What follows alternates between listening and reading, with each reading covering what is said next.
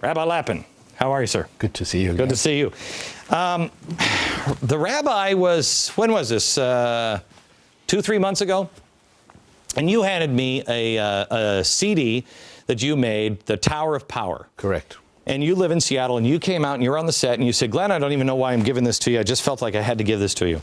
I started listening to it, and I told you this. I couldn't believe it because I was doing research on ancient Babylon. Oh, my goodness. And all of these things. And I look at this, and it is the answer of many of the things that I was looking for. The Tower of Babel. Let's start up here. On this chalkboard here, I've written the things that I remember from the story. Great king says, let's build a tower. Why is that a problem? Who's the king? Why the tower? Well, I mean, the important thing is exactly what you said a few moments ago, and that is that we're living now in a time where it's literally the first generation in history where people consider themselves educated and yet are biblically illiterate. Right. I mean, there are pundits who historically illiterate. In every possible way. But right. Imagine people who are the heirs of Western civilization not knowing the foundation of Western civilization. People are on television all over the place, probably don't even know how many books in the 5 books of Moses. So we're talking about a remarkable fact, which people have dismissed the Bible as some obsolete collection of legends about long forgotten nations. Well, even if let's just do this. Let's say, I don't know, Michael Moore is watching. And so let's just say Michael's out there and he's, got Cheetos all over himself and he's like, it's a legend. Let's just look at the legend itself. I don't believe it's a legend.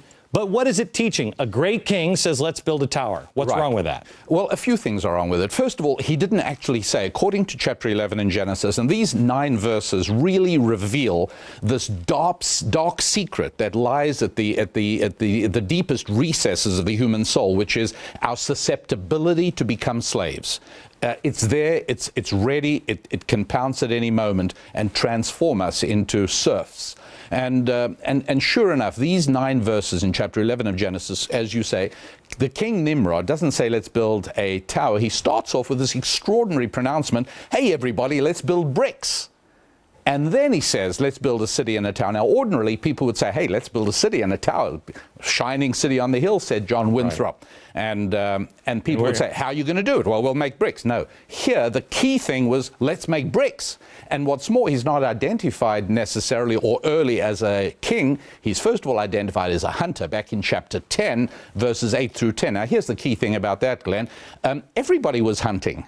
Right. Today it's just the good guys hunt, but back then everybody hunted. That's how you ate. Why on earth would this one man Nimrod be identified as a hunter? Because he hunted not animals, he hunted people, not to kill them. He hunted people to seduce them into becoming his subjects and to allow him to become their master. Okay, so he said Nimrod, a great hunter of man. He says, let's build bricks, and then let's build a city. Why did he say, let's build bricks first? What do the bricks represent? Okay, bricks are really important things here. And later on in the 5 books of Moses, ancient Jewish wisdom highlights the fact that an altar to God must not be built of bricks, right? It has to be built with stone. Why? Because this tension between bricks and stones is absolutely crucial. Bricks and stones are a biblical metaphor for the way people should be stones and the way we are easily pulled to becoming bricks. I live in Connecticut. Stone walls are so beautiful because everything is different, and it takes a real artist to be able to put them all together. So you're saying that the stones are representative people, right?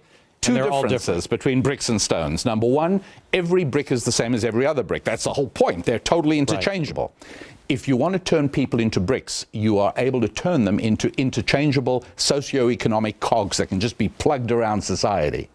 The second thing about bricks is they're made by man. Stones are each and utterly unique. So when we have as a tradition in Western civilization that man is created in the image of God, what it really means is that just as God is unique, so is every single human being unique, just like a stone. Don't allow other people to turn you into bricks. Retain the personality and the purpose for which you were created. It's the difference between yes, I can and yes, we can. Yes, exactly. Right. Okay. So Nimrod is a guy, and he says, "We want to. I'm going to build bricks." Was it a real religious society? Because this is right after the Great Flood. Everybody's wiped off, and everybody's scattered their own way. They all have their own language, right? Many different languages. And they're all worshiping God. Yes. And Nimrod comes, and is there something about, he had a new idea, right? Tell me about the new idea. The new idea is, and is presented as the Babel blueprint. This is not a long forgotten story. This is actually something which is as relevant today as it will be tomorrow, as it was when Robespierre was conducting the French Revolution. The principle is always the same. The two competing ways of organizing human society.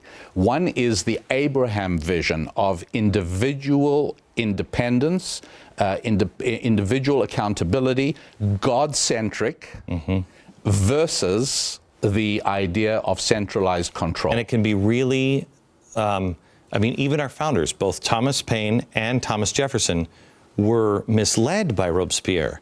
They thought the French Revolution was good. It's a very subtle difference if you don't know what you're looking for, right? Very important difference, exactly right. And Thomas Paine ended up in prison. So Abraham gives the vision of individual independence, which always has to include economic independence. That's absolutely crucial. And sure enough, Abraham, first man in the Bible described as a wealthy man. A blessing, a good thing, not a curse. Okay. It's a good thing. All right. So when we come back, the bricks and the mortar. And when, America, when you find out what the mortar means, in Hebrew, right? Yes. Yeah, what that translation, mortar is not mortar, bricks are not bricks in this story. When you see it, and you'll begin to see the parallels of what is happening today. Remember, this is a story to remind us what not to do. And then God gets mad and punishes them. No, he doesn't. I think I've turned into the church lady today. I want to talk to you a little bit about the Tower of Babel. Why? When you hear the whole story of the Tower of Babel, you will see the pattern that is being repeated today, and it will end the same way unless we wake up. Rabbi Daniel Lapin is here, a friend of mine, president of the American Alliance for Jews and Christians, an extraordinarily brave man, and a man who is part of the Black Robe Regiment. It is good to have you here. Wonderful to be with you, Glenn. Thank you. I want to talk to you. I want to pick it up at we have the Tower of Babel. Yes. A hunter, the king, Nimrod, says, let's build bricks, and then we'll build a tower. But the bricks represent people. Yes. He's taking people and making them all uniform and exactly the same, right? Yes. But in that part, he says bricks, we'll use bricks and mortar, right? What is the mortar? Bricks and mortar. Why is the mortar part important? Yeah. Well, this Bible blueprint is a depiction for all time of how the world really works. Okay. And one of the ways it really works is that in every epoch, there is always going to be somebody who tries to seize power. And what these 11 verses, these 9 verses in chapter 11 tell us is, here are the things you have to watch out for. Here are the things that a potential tyrant is going to do in order to seduce you. Well, Number one, he's going to have a tower. Now, a tower means reaching for the skies, appealing to everything that is great in human nature. Now, look, any leader, whether you're taking care of your family, whether you're running a business, whether you're a military leader, military recruiters don't say, hey, come join us. The food is horrible. You're likely to get killed, and you're going to be in horribly hot surf. They don't do that. They step forward and play a role to defend your country. Be all you could be.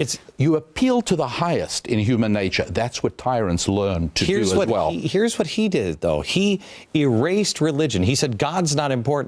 Correct. Right? We're making war on heaven. Yes. Right. We're making a war on heaven, really. Correct. Yes. And we're building a tower to reach heaven. And we don't need gods. We don't need stones. We don't need anything that God created, because you are great. People are great. All of this is going to be built with bricks. and we're going to make you all interchangeable, and that's why tyrants will do exactly that. Okay. And the mortar that holds those bricks together. Yes, now in Hebrew, the word mortar is very related, same word really, as the word materialism.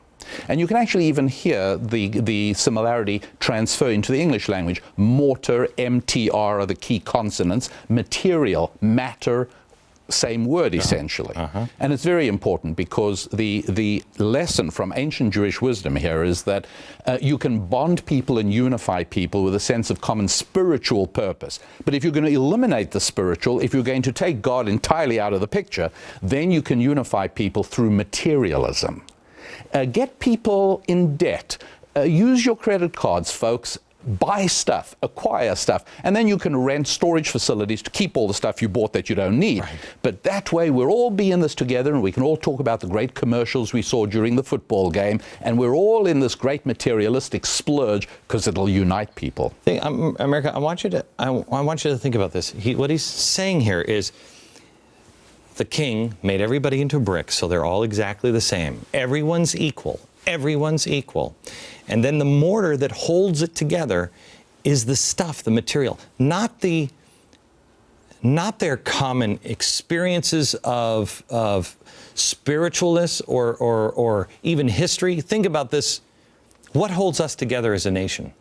2 years ago, did you know a lot of our own history? How many Americans right now can't tell you the signers, can't tell you anything about the American Revolution, can't tell you about Frederick Douglass, can't tell you anything about our history? But we all know Nike. We all know the Mercedes-Benz logo. We all know everything about materialism. If you think about what we're headed for. If you take our materialism, our stuff, our wealth, our TVs, our phones, if you take that away, what holds our bricks together? Exactly right. And what any tyrant knows is that you cannot enslave a people that believe in the boss. You can't. And so therefore any tyranny will always begin to develop a hostility to traditional biblical faith, a hostility to the God of Abraham, Isaac, and Jacob, a hostility to biblical commitment of any kind at all. You will always find that, whether it's Cuba or the Soviet Union or anywhere else, secularism becomes the religion of the day. In fact, I gave it a name. Secular fundamentalism, I think, is the religion of the day. Okay, so I'm going to take a break. Because I guess where we go now is God gets mad and punishes them. But actually, this is a happy ending. It's a wonderful ending. Yeah. Because it's one filled with hope for us, I think. Right. Because it's not, God doesn't get mad. And he doesn't punish them. And then we're going to end where we began, with the actual picture of the Tower of Babel. Below your mind. Coming up. This is the EU Parliamentary Building. I don't know if you've ever seen it. Pretty striking. It's pretty dramatic the way it looks. It's obviously an unfinished building. It is the symbol of one united Europe, one language, one Europe.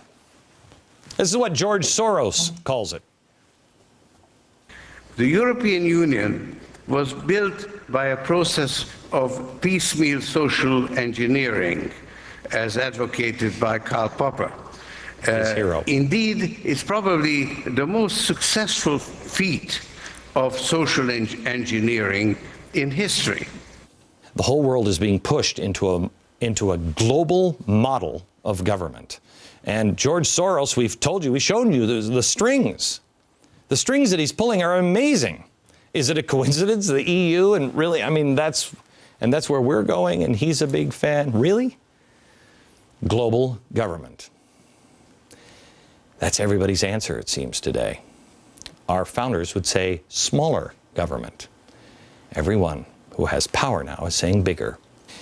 This may seem like a new story to you, but a new world order is not. The very first time that this was tried, let me bring in Rabbi Daniel Lapin. He's the president of the American Alliance for Jews and Christians. Rabbi, the very first time socialism or communism or a new world order was tried was the Tower of Babel. Tower of Babel, yes. Okay. So let's just pick the story up. If you missed the story, If you missed the first half of the show, DVR the show, man. What are you thinking? The idea was this hunter of men started to erase God. He became king. He said, let's make people all like bricks, all the same, not like stone. The mortar that will hold those bricks together is materialism. Yes. Okay? And we'll have this utopia. We'll build a tower that will reach the heavens. Yes, you will be able to fulfill your highest aspirations in that fashion. We are all bricks. And I urge people to read the story and to listen to us, not as if we're describing some long-forgotten historic event, but we're describing what's really happening today and will happen in our grandchildren's generation somewhere in the world again. It'll happen over and over again. Okay, so now tell me the happy ending, because I've always read the story, and God gets angry, and he comes down, and he scatters the people. Okay, fine. Well, to just put it into context, the surest indicator that this is going on is when your leaders try to turn you from stones into bricks. And there are lots of different ways that's done, depending on the epoch in history. Right now, for instance, you might find that people want to get you out of one of the most beautiful expressions of freedom and independence, the automobile. You can buy it in whatever color you want, whatever make you want. You can go wherever you like, when you like. No, we want you all in public transport. And it's always for the tower. It's always for the higher purpose. We're going to save the environment. We're going to have fewer cars. Surely you want to save the environment. Right. And then housing. Where the housing is in Cabrini Green in Chicago or in Moscow, government housing always looks the same. Everybody in ticky-tacky little boxes, because we want everybody to be like bricks. And there'll also be a war on states' rights, because we're taking away individuals' rights. We're even going to take away states' rights. It's all going to go to the tower in the middle. And we see that happening as well. So the blueprint of Babel is absolutely reliable. And God comes along, and as you correctly said earlier, doesn't punish the people. The name of God used in the Hebrew text is not the judgment God, it's the mercy God. And he's saying, I'm on the side of people. I'm not on the side of tyrannical government. I'm on the side of the Abraham model, which happens to be the model subscribed to passionately and fervently by the founders of the United States. What he says, because we're going to have to take a break here, but what he basically says is, I'm going to make you back into stones. That's exactly right. Not into bricks. And that's why he confuses their language, because they're no longer working as one. Yeah, he's not crazy about the one world idea. Right, and he's not punishing them because the people thought they were doing the right thing. It's almost like social justice. People are getting involved in social justice, which is a perversion in most cases, or many cases, of that Jesus idea, or that grand idea of help one another. It's push it, like Jim Wallace says, push it into the government, into the tower. They think they're doing good, and that's why God didn't punish them. He blessed them by making them stones again, right? Correct. Okay. Now here comes the big finish, boys. Wait until you see. I'm going to start back again, or end where we began the show, in something that will boggle your mind. Back in a minute. Back with Rabbi Daniel Lapin. Now, we have been talking about the Tower of Babel and hunter, and Nimrod was a great king, but he was actually a hunter, and the difference between bricks and stones. These are individuals. Everybody is exactly the same. The mortar that held the bricks together was materialism, and they were building a tower, the Tower of Babel. All right, I'm going to start where I began tonight. Bring up the EU Parliament building. Love this. Huh? Beautiful building, isn't it? Look at that. Now, let me go back to the Tower of Babel. Put the Tower of Babel back up. Here's the Tower of Babel. Here you see it's unfinished. And here's an unfinished little doorway over here. And pretty amazing. Put them side by side, please. Coincidence? Well, there's no word in Hebrew for coincidence, Glenn, so I have to reject the coincidence theory. This is amazing. If you look at the unfinished doorway here, the doorway here, the little doorways up here, the doorway here, you have these, what would you call these? Vertical buttresses. Buttresses. There they are. Which are all right here. It's unfinished. I mean, in the same angle and everything. I mean, it's unbelievable. And how it steps down all the unfinished work in both pictures. Right. And in the same direction, both from right to left. Strange. So now, you're not saying, Rabbi, You're not saying that they intentionally are building the Tower of Babel. I think they are. I really do. I do believe and was told that the design of the headquarters of the European Parliament in Strasbourg, France, was the designers were asked to make it resemble the Tower of Babel. They said, because we called it, we tried to verify, and what they say is they're just reflecting like the Colosseum. Yeah, that's what we want to build in Europe, right? A place where Christians got fed to lions. That's That's so it what doesn't we want really to do. make Right. it really doesn't make it any better.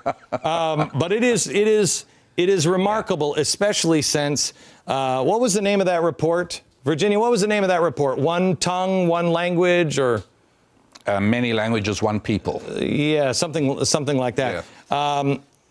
Yeah. Their actual slogan is many languages, one family, which goes again to the Nimrod story of They of can't languages help and it, Glenn. Anybody who is following the Babel blueprint wants to eliminate distinctions between individuals and between countries and bring it all together under one tower government. Okay, so now look, here's the thing, America.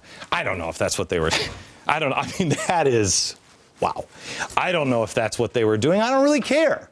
I just know the lesson that you should learn here is that we're stones. We're not all made exactly alike. And materialism is the mortar that holds us together. So now what are we going to do about it?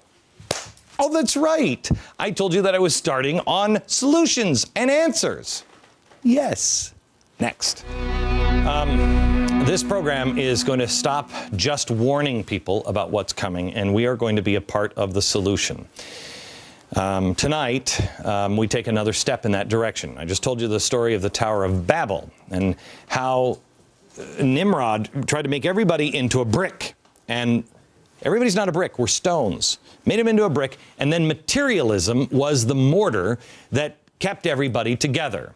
We've got to stop worrying about the stuff that we have and not be another brick in the wall. Play a role in a stone foundation. Last night, I told you to go home and talk to your spouse and your families about downsizing your life. I told you that there's a study out that shows the average person has about $25,000 of unused stuff in their house. I find that amazing. Well, I made a decision to downsize my life by decluttering my house and selling the stuff that my wife and we don't use. We went around our house this weekend and we tagged all the stuff, and we're going to start selling it now on a website called upillar.com. It's coming up next week. I'm going to have it posted next week. I'm donating all the proceeds of my stuff to a very special cause this Christmas, and you'll find more about that in just a few days. Find all the details about what I'm doing at glennbeck.com. Now, to be totally upfront with you, I'm using UPillar because they happen to be a sponsor of my radio show, and I know the guy who started UPillar. I think the guy is a genius. You can use whatever you want. You can sell it on eBay or Craigslist or whatever. These guys don't charge anything for it. Now, you could have just a yard sale. That is, if the government is still allowing that in your area. And don't forget, starting next year, in the health care bill, for some unknown reason, if you sell anything worth more than $600, you need to send out a 1099. So this would be your last chance before the end of the year to do all the selling without any of the paperwork. Get the clutter out of your life. And then I ask you to please use that money wisely. Invest it. Invest it in food storage. Have the extra on hand, because we need to be a shelter for others. Over the next few days, I'm going to show you what's happening to our food prices and energy prices and our clothing prices. I told you earlier the price of cotton is 95% increase this year. 95%. Do you know what that means for the price of clothing? Bloomberg had a story today. The Gap, Walmart clothing cost rise on terrifying cotton prices. The director at a China market research group warns American consumers better get used to rising prices on the shelves of Walmart and other retailers. The world is about to change. So we must, please, don't incur any new debt. Focus on being a shelter for others. Do these things and realize that you are a stone and not a brick, and that God is our master, not man. If we do these things together, as strong individuals, we will change the world.